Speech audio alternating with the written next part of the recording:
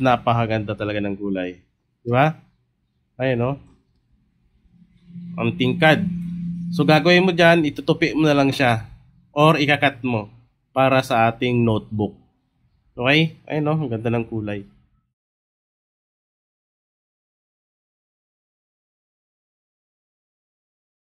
Okay guys, so meron tayo ditong 10 design para sa ating dinosaur notebook cover. So 10 piraso siya. Pwede mo siyang gawing madaming design. Pwede mo siyang i-reshuffle hanggang 100 na combination. Ayan. So iba-iba kasi yan. Magkakamukha lang. Parang dinosaur kasi siya pero magkakaibang design yan. Ayan, magkakamukha lang. Okay? So pwede mo siyang i-reshuffle kung ano yung combination na gusto mo. Ayan. So, pwede mo siyang lagyan ng QR code ng business printing mo or page. Depende sa inyo guys. Kasi pwede mo siyang tanggalin, itong QR code na yan.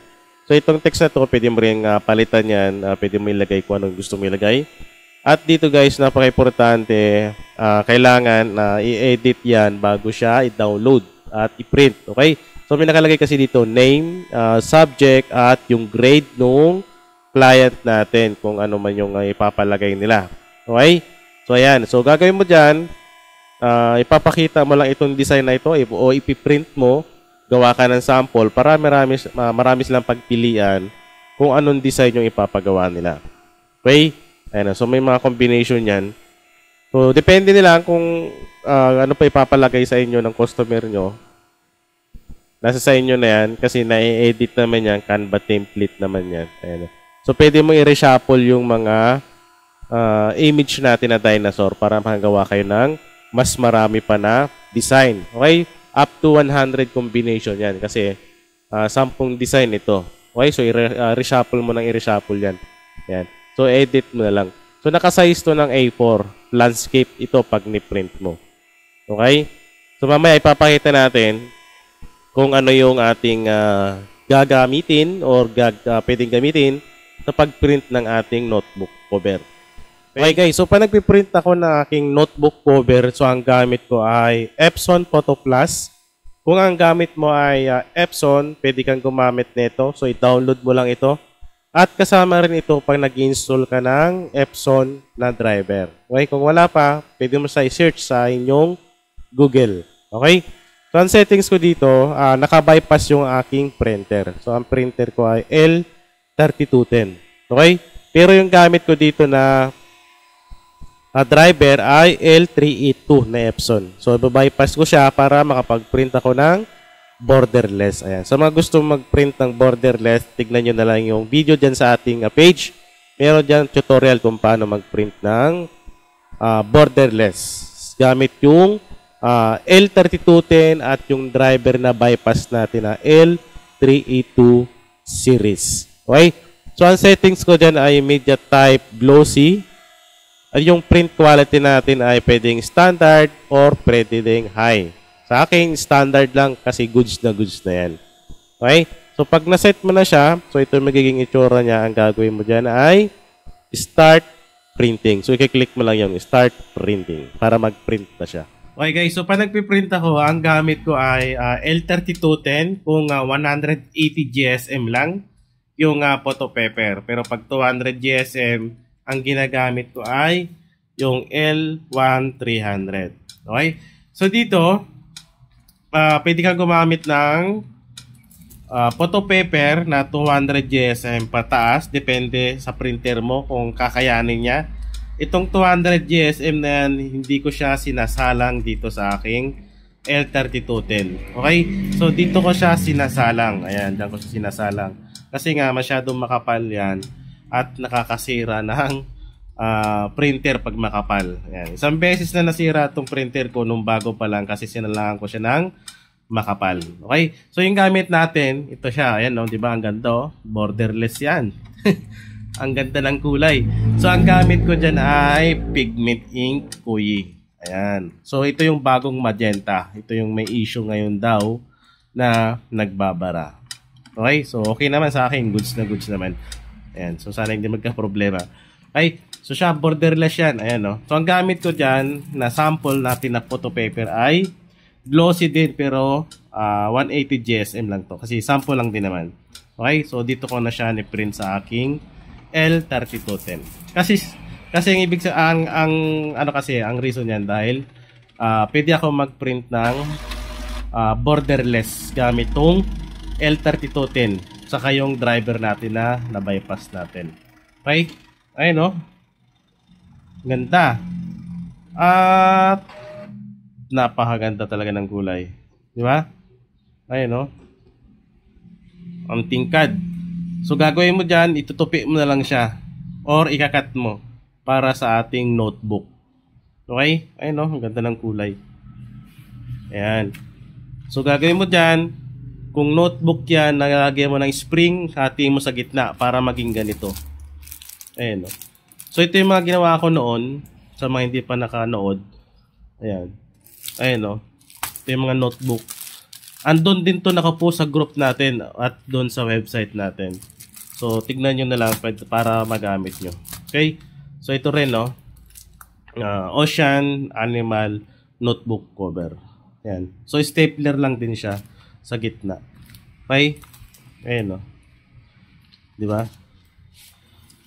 Ayan. So, borderless din to na cover niya. At ito, so meron din tayong tahi. Sa mga hindi pa nakaabot ng ating tutorial, panoorin nyo lang sa page. Nakapost yan doon. Kung paano mag-tahi ng notebook.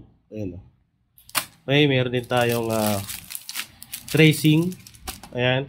At yung iba natin mga ginawa pang notebook. So, pag nag-print ka guys ng ating notebook na hindi naka-borderless, ganito magiging itsura niyan. Meron siyang white sa gilid. Ayun, no? Diba? So, pag borderless naman siya, ganyan magiging tsura niya. Walang white sa gilid. Okay, so ito yung ibang nating pinrint. Ayan, no? Ito, hindi to borderless. Meron siyang white. Ayan. Diba? Marami yan. Ito. Ayan. So, ito yung ating cover para sa ating notebook na dinosaur. Okay, so tignan nyo na lang dun sa ating website kung saan siya pwedeng ma-download. Okay, maganda. Okay, no? Right. So, Pigment Ink Kuyi. Okay, so sa mga magtatanong naman kung saan pwede ma-download yung ating template, so pwede mo siya makuha dito sa ating website. Ayan. So, meron dito mga digital products na for sale. Kung hindi ka subscriber, pwede kang bumili. And kung subscriber ka naman, ang gagawin mo dyan, magla-login ka. Okay? So, pagka-login mo, punta ka dito sa ating pre-template designs and video tutorials. Okay? So, pag kinilik mo yan, ito lalabas on. Okay? So, andito lahat yung mga template na gusto mong i-download. Ayan. Lahat ng nakapost dito, pwede mong i-download siya. Unlimited download yan. Okay? So, ang subscriber dyan o subscription dyan monthly ay 99 per month or 149. So, pag 149, madadownload mo itong Ultimate Collection Loot Box Template. Okay? So, pag standard lang, hindi mo makikita to. Makikita mo lang yung ibang naka-post dito. Kasi ito, premium plan yan. So, 149.